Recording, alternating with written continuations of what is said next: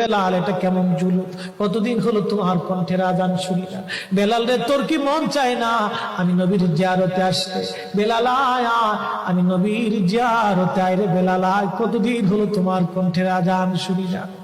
স্বপ্ন যখন নবীজি দেখাইছে, এ মুসলমান, হযরতে বেলাল সুদূর সিরিয়ার দামেস্ক থেকে পাগলের মতো দৌড়াইলেন, পাগলের মতো ছুটে আসলেন। যখন মদিনাতে আসলেন তখন তাহাজ্জুদের সময় চলতেছিল। তাহাজ্জুদের সময় চলার সময় হযরত বেলাল রাদিয়াল্লাহু আনহু কাঠের জালি দিয়ে তখন রওজা শরীফ ঘিরে রাখা ছিল। ওই জালির পাশে বসে বসে জালির সঙ্গে মাথা ঠেকাইয়া নবীর পাগল বসে বসে গুনগুন গুনগুন করে কাঁদে আর বলে, হুজুর আপনি আসতে বলেছিলেন, গোলাম এসে হাজির হয়েছে। নবী গো, আজান দিতে বলেছেন, আমি আজান দিলে আপনি আগে নামাজে আসতেন, এখন আজান দিলে কি নবী আপনি নামাজে আসবেন?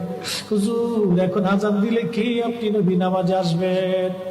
নতুন মুয়াজ্জিন আসছে আজান দেওয়ার জন্য, এসে দেখে নবীর মুয়াজ্জিন বেলাল কাঁদে। ডাক দেখে মদিনাবাসী শুনছো, নবীর মুয়াজ্জিন ফিরে এসেছে, বেলাল আসছে, বেলাল ফিরে আসছে। এই কথা শোনার পরে সব সাহাবী ঘর থেকে বের হয়ে দৌড়ায় এসে দেখে বেলাল কাঁদে।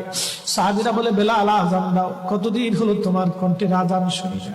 বেলাল আজান দাও, কতদিন হলো আজান শুনি না রে বেলাল। বেলাল বলে, সাহাবীরা রে, আমি আজান দিলে কি নবী নামাজ আসবে বলো? সালমান ফারসি রাদিয়াল্লাহু আনহু ডাক দেখে, সাহাবীরা আমাদের কথাই বেলাল আজান দিবে না, তোমরা যাও দেখো হাসান আর হুসাইন দুইজন ঘরের মধ্যে আছে। ইমাম হাসান হুসাইন রাদিয়াল্লাহু আনহুমা যদি বলে তাহলে বেলাল অবশ্যই আজান দিবে। সালমান ফারসির পরামর্শে সাহাবীরা দৌড়ায় গেলেন। বর্তমান 7 নম্বর গেট বাবুস সালাম বরাবর একটা মসজিদ আছে, মসজিদে আলী। এটাই ছিল হযরত ফাতেমা রাদিয়াল্লাহু আনহার বাড়ি। এই বাড়িতে দৌড়ে যাওয়ার পরে ইমাম হাসান হুসাইন রাদিয়াল্লাহু আনহুমা দুইজনকে নিয়ে আসা হলো। দুইজনকে নিয়ে আসার পরে হযরত ইমাম হাসানকে দেখতে আমার নবীর মতো দেখা যাইতো, চেহারাটা রাসূল করিমের চেহারার মতো ছিল। নাতি দৌহিত্র নানার চেহারা পেয়েছিলেন, ইমাম হুসাইন ও নানার সুরত পেয়েছিলেন। দুই ভাই নানার সুরত পেয়েছিলেন। হযরত বেলাল রওজা শরীফ থেকে উঠে হযরতে হাসানের বুকের মধ্যে মাথা ঠেকায় কাঁদতেছে, ইমাম হুসাইনের বুকের মধ্যে মাথা ঠেকায় কাঁদে। হযরত ইমাম হাসান ডাক দেখে, নানার মুয়াজ্জিন, কতদিন হলো তোমার কণ্ঠে আযান শুনি না। যে কণ্ঠ দিয়ে নানার আযান শুনাইতা, যাও গো ওই কণ্ঠ দিয়ে আমাদেরকে আযান শোনায়া যাও। যখন হযরত বেলাল ইমাম হাসান এই কথা বললেন, হযরত বেলাল দৌড়ায় গেলেন। যেই বনু নাজ্জার গোত্রের মহিলা সাহাবীর ছাদের উপরে দাঁড়ায় বেলাল আযান দিত। আবু দাউদের 519 নম্বর হাদিসের মধ্যে আসছে, প্রত্যেক ফজরের নামাজের সুবহ সাদিকের আগে বেলাল দাঁড়াইতেন। দাঁড়ায় আযানের আগে বলতেন, আল্লাহুম্মা ইন্নী আহমাদুকা ওয়া নাস্তাঈনুকা আলা কুরাইশিন ইউকিমুদ্দীনাক। প্রত্যেক ফজরের আযানের আগে এই দোয়াটা পড়ে বেলাল আযান শুরু করতেন। হযরত বেলাল রাদিয়াল্লাহু আনহু আজকে তাহাজ্জুদের আযান দিতে গেছে। আযান দিতে যাওয়ার পরে হযরত বেলাল যখন আযান দিলেন, আল্লাহু আকবার, আল্লাহু আকবার, আযানের মধুর ধ্বনি সারা মদিনার রন্দে রন্দে ছড়িয়ে গেল। মদিনার ঘর থেকে সব সাহাবী বের হয়ে দৌড় মারছে। আবার যখন বলেন আল্লাহু আকবার, আল্লাহু আকবার, সব সাহাবী, মহিলা, বৃদ্ধ, বনিতা ঘর থেকে বের হয়ে দৌড় মারছে। যখন বলল আশহাদু আল্লা ইলাহা ইল্লাল্লাহ, মদিনার ঘর থেকে সব মহিলারা ঘর থেকে বের হয়ে দৌড় মারছে রে, আর কান্না করে, নবী বুঝি ফিরে আসছে রে।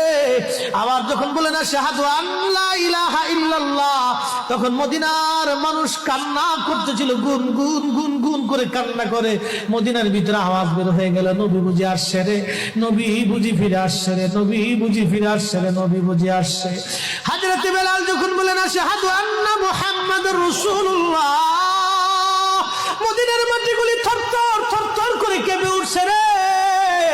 মদিনার মানুষের কান্না বেড়ে গেল।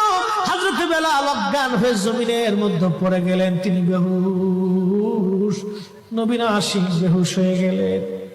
বেলালের মতো আশিক যদি আমরা